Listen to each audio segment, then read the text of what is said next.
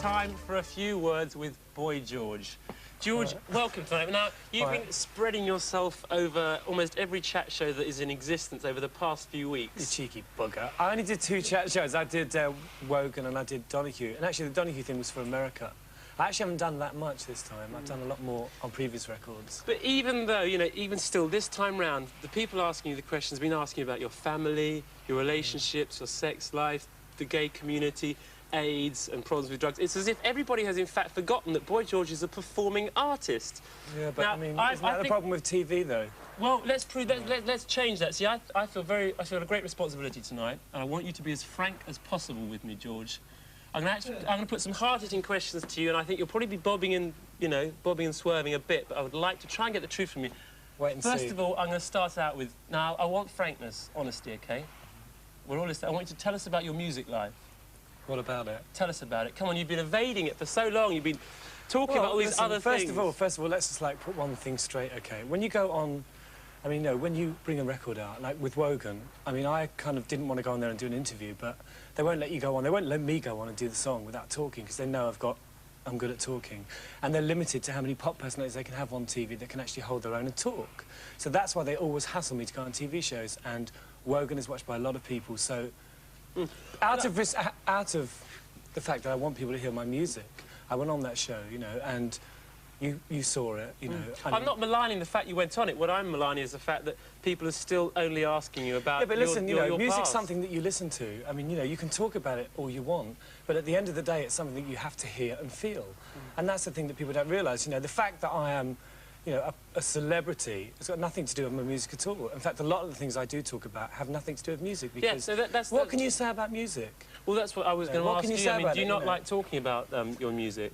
Well, I'd rather people listen to it and, you know, and sort of make their own minds up. Should I try a few musical questions? Well, like what, for instance? Well, like, I'm not... See, the thing is, hold on, Paul, listen, I'm not really a musician of such. I don't play anything.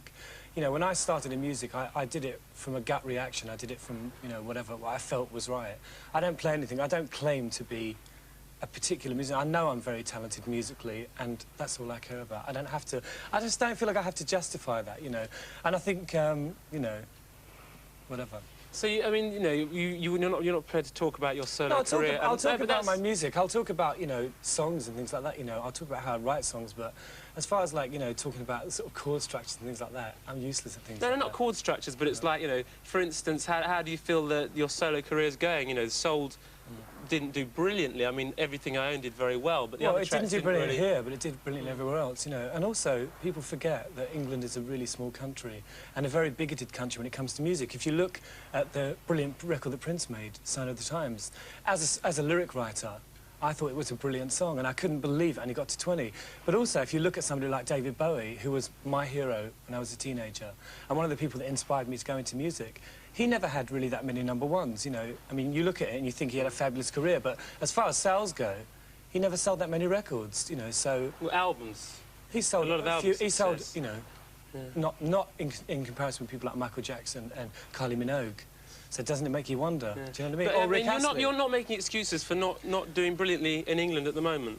Well, I don't see why I should, you know. I mean, that's what I'm asking. Is that what you're saying? The thing is, you know, people think that the charts that's it as far as music goes. Yeah, you know, there's like, I mean, I've got millions of albums that, you know, other people probably haven't even heard of, you know. So, I mean, you know, it's not, you know, I just don't think you can worry about it, because the thing is, after you've made your record and, you know, you design the sleeve, doing all the things that you can actually have a say in, the rest of it is crap, bullshit. It's got nothing to do with you. Do you find that music isn't... I mean, you obviously, as I said, you're a very good chat show guest, and you speak out, and you're sort of like... You seem to be a representative for so many things now. Do you find that music is not a mouthpiece for you, then? And that, you know, sitting there and talking, you know, in front of the cameras is where you really say what you want to say? I don't know whether it's more important, but I think that, you know, the people that... My fans, you know, and I have, you know, a certain amount of really hardcore fans, they listen to the records, and that's why they're fans. They're not just fans because I'm a good talker. That's an added thing, you know. And hold on, you know, when I used to listen to David Bowie albums and Mark Bolan albums, I felt involved, and that's the kind of involvement I want. I don't want to be written about in The Enemy. I don't want to be told I'm a genius. You know, I know what I do as quality, and that's all there is to it. So the new one, for instance, Tense Nervous Headache, is that at all autobiographical? All my records are autobiographical. All my songs are about, you know, my situations. All my songs at Culture Club, most of them were about John. You know, they're just about my love life, my relationships, about me, you know, and they can apply to anybody. So you put out the record and you don't give a monkey's, really, where it goes in the charts or what happens. What can you do? What can you do? You know, can you, like, I mean, you know, you're limited. I mean, everybody has to come on TV and promote their records. I mean, you know, you make a video, how many places can your video be shown in England? And MTV is like, you know, the whole thing is, it's a hierarchy, it's a mafia. You know, the whole network, the whole media network is like a mafia, you know, and if you don't fit in and you don't do certain things, you don't get played. And that was, you know, a fine example of that was Clause 28. People didn't want to support that. Well, this is what I was going to say. I mean, you have always, you know, you've supported the media. You will do the chat shows, and the media loves you in that sense as a chat show guest, right? Your face is always amongst the thousands at any charity event, and yet when you came out with Clause 28, did you feel that the support was reciprocal, shall we say? Well, I think people support things that are safe. You know, if they feel a little bit awkward about it, then they'll ignore it. I mean, and also, a lot of the daily newspapers, they really support Margaret Thatcher, so they didn't write about it. It wasn't, even the shock value of it wasn't important to them because they didn't want to talk about it. But and there was so little shock value to it. Well, not to you or I or to anyone with a brain, but to other people, they thought it was, you know, when I did, for instance, I did an interview for the radio and the guy basically told me I was an idiot for doing it. He said, you know, why are you doing this? You don't need to do things like this. You could have an easy life, basically, and that's what people think. People just think you're crazy doing things like that. But going back to, you know, your music now, and as we said, you know, fans listen to the albums, you don't necessarily need to talk about it or prove it to anybody, but like the new single, are you very, very happy with that? Because people have said to me that they think it just lacks, you know, Culture Club was when Boy George was really performing. Well, that's just one opinion, isn't it? Well, no, OK, a few opinions, but, you know, this is what I put to you, but Boy George as a solo artist has not yet found it, not... Well, when Do You Really Want to Hurt Me came out, they said it was like, you know, a shallow comment with a weak underbelly, and they said it would never, and said, ignore the airbrush sleeve, it'll never work. You know, so, I mean, what people say about records is irrelevant. It's whether, I mean, you know, and who are these people anyway, you know? I mean, who are they? It's like, you know, I don't make records for, like, trendy club people in London, you know. All those people, you know, say things like that to me, or don't like your record, you know, whatever. But, I mean, you know, that's... I think the record's really good. I think it's a good record. I think it's a good production. I'm really proud of it. You know, what else? I don't, you know, what is this, like, sell, you know, sell myself, you know, who am I selling myself to? That's OK. So what's the situation in the United States now? I mean, I've heard that people aren't playing you at all out there, that people are sort of, like, dropped you. Well, actually, I had a hit with a really hideous record called Live My Life, which I had nothing to do with, really. It got to number 15. Basically, as far as America's concerned, I mean, it's a record company thing. When the last album came out, they didn't want to be seen to be pushing an ex-junkie. So they didn't push the album, but they chose to push a single from one of their films. I mean, it's just all very complicated, you know what I mean? Do you enjoy the responsibility of being seen in the media as a representative for the gay community and someone who has... I am, really. Well, no, but you are... No, hold on. You are seen to be that. You are always asked in all your interviews about homosexuality, about AIDS, etc. Do you... I mean, it may not be what you set out to be, but the media has put you in that place. Do you enjoy it?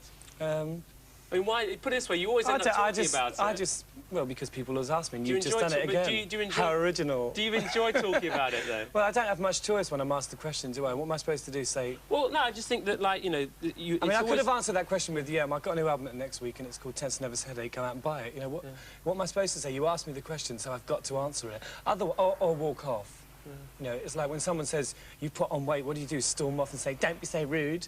It's like, you've got to deal with it, you know, and that's why people have me on TV, because they know that I'm going to, you know, deal with it. And at the end of the day, right, I mean, like, when I went on Sue Lawley, she was vile to me, but people like me better for not being vile back. And believe me, I could really tear her to shreds. Honey, I'd leave her in a pool of blood. So, you know, it's like, if I really wanted to be nice, I don't want to go on TV and prove that I can be really bitchy. I know I can do that. I've been doing it since I left school. Right, I've been doing it on trains and on buses and in airports. I've been doing it for years, right? I suppose everybody's thinking I'm rather timid now, yeah. No, you're not a little timid. No. But I'm not you're trying to make me look timid. No, I'm not. No, I'm not. I think you are in a way. I think you are in a way. I was starting out to try and ask you about your musical career because I thought, why hasn't anybody asked him about it? Well, obviously, you don't want to talk about that. No, it's got nothing to do with that I don't want to talk about it, but what can you ask me? Yeah. Well, what can you ask me? When you're just like, you know...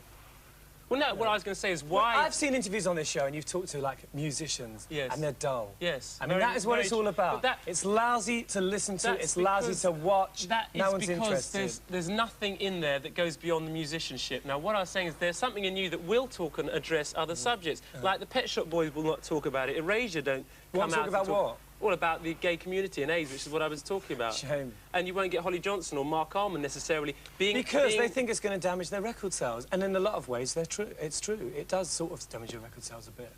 But at the end of the day, you've got to decide what's right for you, what you want for yourself. You know, it's not about pleasing lots of people. It's about what you want for you, you know.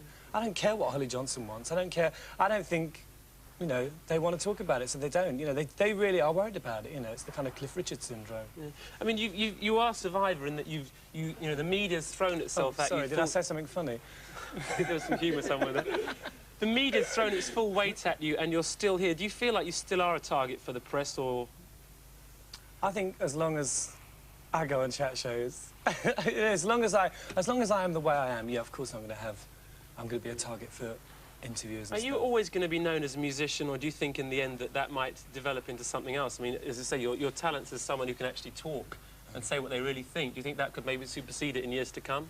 Yeah, but, you know, I mean, you're sort of going on about me being a, like, media personality, but, I mean, look at somebody like Mark Bolan, for instance. Mark Bolan was fabulous, right? And Mark Bolan was, like, it was more than just the music, you know? And people, now, hold on. Yeah. People were fans, I think, when I was a fan, and I still am a fan of music.